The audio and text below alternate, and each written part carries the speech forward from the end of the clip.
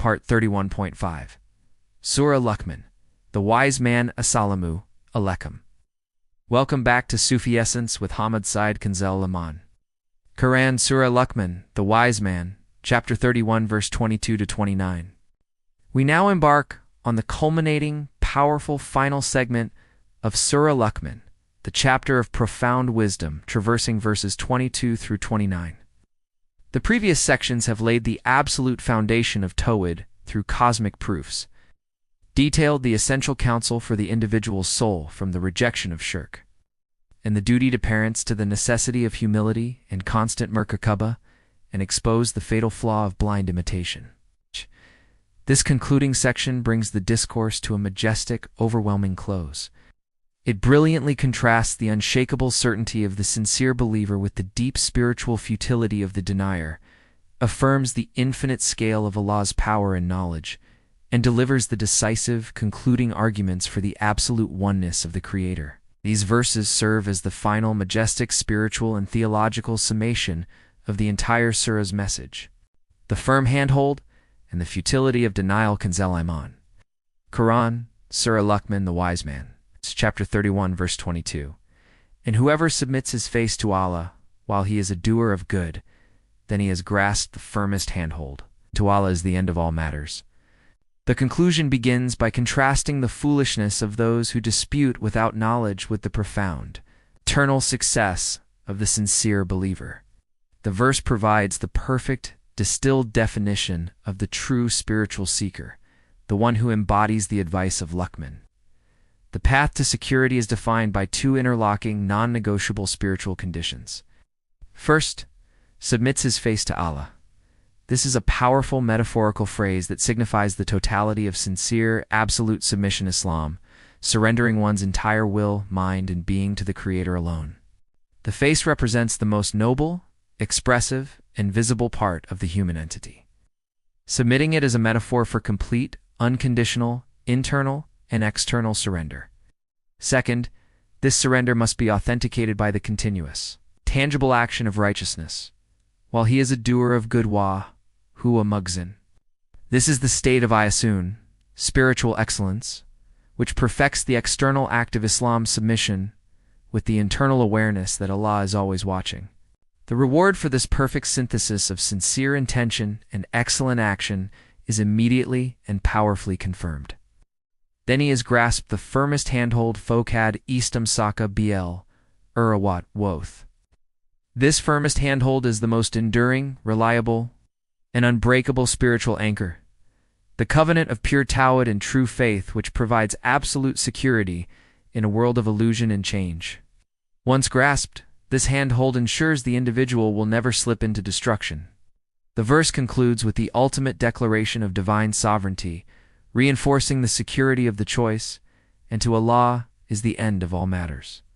All events, all destinies, and all final judgments return exclusively to his perfect command, making the pursuit of his pleasure the only truly worthwhile endeavor. Iḥsān, Quran Surah Luqman, the wise man. Chapter 31, verse 23. And whoever disbelieves, then do not let his disbelief grieve you. To us is their return, and we shall inform them of what they used to do. Indeed, Allah is all-knower of what is in the breasts. Having defined the clarity and security of the believer's path, the surah now turns with immense comfort and spiritual solace to Prophet Muhammad, peace be upon him, and all those who convey the divine message. It addresses the emotional and psychological strain of constant willful rejection by the heedless. The instruction is clear, and whoever disbelieves, then do not let his disbelief grieve you. The sincere caller to truth must not allow the stubborn, irrational, and persistent rejection of others to compromise their own inner peace, distract them from their mission, or undermine their spiritual conviction. This command is an absolute necessity for steadfastness. The reason for releasing this emotional burden lies in the inevitability of ultimate divine justice. To us is their return, and we shall inform them of what they used to do. The entire burden of accountability and judgment is removed from the shoulders of the messenger and placed securely upon the infinitely just power of Allah. Every act, every hidden thought, every decision to choose distraction or denial will be meticulously presented and accounted for. This judgment is entirely secure, because indeed Allah is all-knower of what is in the breasts. The phrase "in the breasts via suitor" refers to the deep, hidden, inaccessible reality of human intentions, motivations, and the secret beliefs of the qalb. Since Allah possesses perfect knowledge of these inner recesses, His judgment is guaranteed to be entirely flawless, perfectly informed, and absolutely just, rendering all human grief and worry over the disbeliever's choices completely unnecessary. The vastness of Allah's power and words. Kanzal, Iman, Quran, Surah Luqman, the Wise Man, chapter 31, verse 24. We let them enjoy a little, then we shall compel them towards a heavy torment. This verse acts as a profound, sobering reminder to the disbelievers about the ephemeral and entirely temporary nature of their worldly enjoyment and apparent success. The term "enjoy a little numati calclin" is used to emphasize the utter insignificance and brief duration of all worldly pleasure, fame, wealth, or power when compared to the span of eternal existence. The apparent indulgence the deniers receive is not a sign of Allah's approval, but a temporary respite, a brief opportunity before the inevitable. Following this fleeting moment, the outcome is fixed and severe. Then we shall compel them towards a heavy torment. The use of the word compel nataro denotes a forceful, unavoidable, and complete submission to a destiny they chose by their own willful denial. The heavy torment. ADB Galtz is a consequence perfectly commensurate with their arrogant rejection of the light and their stubborn choice of falsehood over Tawhid. This verse firmly places the short-lived, transient happiness of the world into its correct, small context within the eternal scheme, serving as a powerful warning against being deceived by worldly appearances. Kanzal Iman, Quran, Surah Luqman, the Wise Man, chapter 31, verse 25. And if you ask them, who created the heavens and the earth, they will surely say, Allah. Say all praises for Allah, but most of them do not know. The surah returns to the powerful rhetorical strategy of the universal testimony, the inherent, undeniable truth residing deep within the human fitra, natural disposition. The verse posits a direct, unassailable question to the very polytheists and deniers whose arguments were being refuted. And if you ask them, who created the heavens and the earth? Despite all their rituals, their idols, and their inherited superstitions, their innate, uncorrupted response is inevitable and unanimous.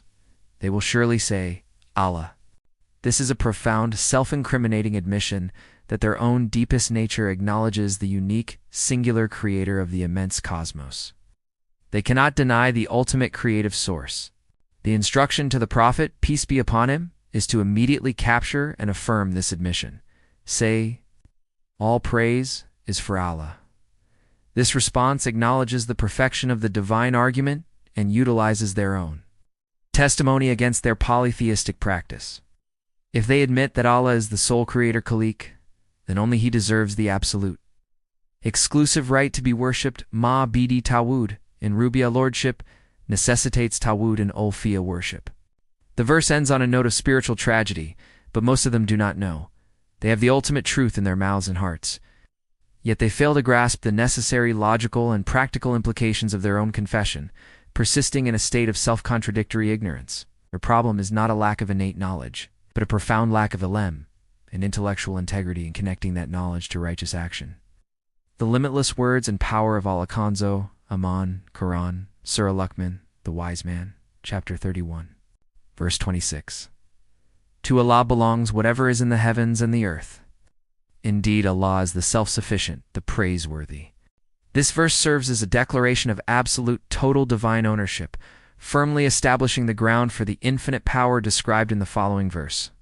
The statement "to Allah belongs whatever is in the heavens and the earth" signifies that every molecule, every creature, every law, and every phenomenon in the boundless cosmos is His exclusive property, existing under His total, continuous, and unchallenged command. This absolute sovereignty provides the ultimate, undeniable confirmation of His power and right to be worshipped alone. The declaration is anchored by the dual divine attributes mentioned earlier. Indeed, Allah is the self-sufficient, the praiseworthy Huwa Olgank Al-Amde. He is Olgank the self-sufficient, absolutely independent of his creation, needing nothing from it, not its praise, its worship, or its resources. Yet, he remains eternally alamed, the praiseworthy, inherently deserving of all praise by the perfection of his being and the magnificent bounty of his creation, irrespective of whether that praise is rendered by any creature. Iḥsān, Quran, Surah Luqman, the Wise Man, Chapter 31, verse 27. And if all the trees in the earth were pens, and the sea were ink, with 7 more seas added to it, the words of Allah would not be exhausted. Indeed, Allah is most honorable, all-wise. This verse offers one of the most stunning, unforgettable, and mathematically overwhelming metaphors in the Quran. Designed to illustrate the infinite nature of Allah's words kalamt, which encompass His creation, His commands, His knowledge, and His wisdom. The scale of the metaphor is monumental. Imagine every single tree on earth being cut down and fashioned into a pen for writing. Then imagine the entire ocean being used as the limitless supply of ink, and then further multiplying that ocean ink supply by adding 7 more seas to it. The sheer terrifying volume of material is incomprehensible to the human mind. Yet even with this colossal, impossible combination of material resources, the metaphorical conclusion remains absolute. The words of Allah would not be exhausted, ma nafadad, kalimchu, llh. This signifies the limitless extent of divine knowledge and creative power, which far exceeds the finite capacity of all created entities to record, measure, or comprehend. The wisdom embodied in the smallest command of the Quran, or the most minute detail of creation, is an expression of this infinite reality. The verse concludes, once again, by affirming that this infinite, boundless reality is under the control of the most powerful and judicious names. Indeed, Allah is most honorable, always al-Azuz al-Asus. His honor Azuz ensures that His infinite will is executed without failure or challenge, and His wisdom Wikmah ensures that every one of these boundless words and commands is perfectly just, meaningful, and purposeful. The simplicity of creation and the final warning Iḥsān, Surah Luqman, the Wise Man, Chapter 31, verse 28. Your creation and your resurrection are not but as one soul. Indeed, Allah is all-hearing, all-seeing. This verse addresses the persistent, foundational argument of the disbelievers, the impossibility of resurrection after the body has turned to dust. The divine response dismisses the challenge with a statement of staggering, immediate simplicity, rooted in the reality of Allah's power. From the perspective of the Almighty, the monumental act of creating the entirety of humanity initially, and the equally monumental act of resurrecting that same humanity on the Day of Judgment, are fundamentally the same, and are accomplished with the same ease, are not but as one soul. For the infinite power of the Creator, the scale of the task is utterly irrelevant. Creating a single entity or all entities requires a single effortless command. The perceived difficulty is a limitation of the created mind, not a limitation of the Creator. The assurance of this ease is anchored in 2 of Allah's perfect sensory attributes. Indeed, Allah is all-hearing, all-seeing Sank Unba, R. He is all-hearing of every prayer, every denial, and every command given throughout history. He is all-seeing of every detail of the creation, every hidden location of every particle of dust, and every intention of every human heart. Therefore, the command for resurrection will be perfectly heard, and the location of every atom will be perfectly seen, ensuring the final return is absolutely certain and complete. Iḥsān Quran, Surah Luqman, the Wise Man, Chapter 31, verse 29. Did you not see that? Allah makes the night enter into the day, and makes the day enter into the night, and has subjugated the sun and the moon, each running for an appointed term, and that Allah is all aware of what you do? This verse is the final, compelling, and familiar cosmic evidence presented to conclude the surah's argument. It directs the believer's attention back to the familiar, magnificent, and undeniable signs of Allah's continuous, precise, and powerful control over the physical universe, the same universe that was created without pillars. In verse 10, the focus is on the flawless cycle of time. Allah makes the night enter into the day, and makes the day enter into the night. This gentle, continuous, and absolutely predictable transition demonstrates an ongoing, precise, and intelligent governance tadbir, not chaotic chance. This governance extends to the celestial bodies. He has subjugated the sun and the moon, running for an appointed term. The subjugation tasker of these massive celestial entities, held in perfect, precise orbits, ensuring the continuity of life, climate, and the measurement of time, is an overwhelming, accessible sign of a singular, meticulous creator. The fact that this perfect system will eventually cease running only for an appointed term reintroduces the concept of finality, judgment, and the inevitable end of the world. The surah reaches its final, conclusive point on a note of absolute accountability, and that Allah is all aware of what you do. This powerful reminder links the precision of the cosmos, the sun, the moon, the night, and the date to the precision of divine justice, affirming that the one who meticulously controls the colossal universe is infinitely aware of every minute act, choice, and spiritual orientation of humanity. The Hadith on humility and divine power. The closing verses of Surah Luqman emphasize the profound simplicity with which Allah enacts the creation and resurrection of all souls, affirming that His power is absolute, verse 28. This realization naturally breeds the greatest humility in the true believer. The Prophet, peace be upon him, taught, Allah, the Exalted, said, "Pride is my cloak, and greatness is my wrapper. Whoever competes with me in respect of either of them, I shall cast him into hellfire." Sunan Abi Dawud Hadith 4090. This sacred hadith perfectly elucidates the ultimate spiritual principle that underlies the entire surah's condemnation of arrogance, verse 18, and the immense power of the Creator, verse 26 to 28. The Prophet, peace be upon him, reveals that pride, kibria, and greatness, ayama, are attributes reserved exclusively for Allah. The spiritual danger of human pride is precisely that it is an attempt to lay claim to a cloak that belongs only to the Almighty, effectively competing with the Creator. The believer who has truly grasped the infinite scale of Allah's words, verse 27, and the ease of resurrection, verse 28, will recognize their utter dependence and the colossal distance between the finite and the infinite, naturally discarding all forms of arrogance and choosing the firmest handhold of humble submission and I. This is the highest expression of hikmah, making the human soul deserving of Allah's Ar-Rahman and Ar-Rahim's love and mercy. Let us now supplicate, drawing from the profound lessons of these verses, asking Allah to grant us a deeper understanding and to guide our every step.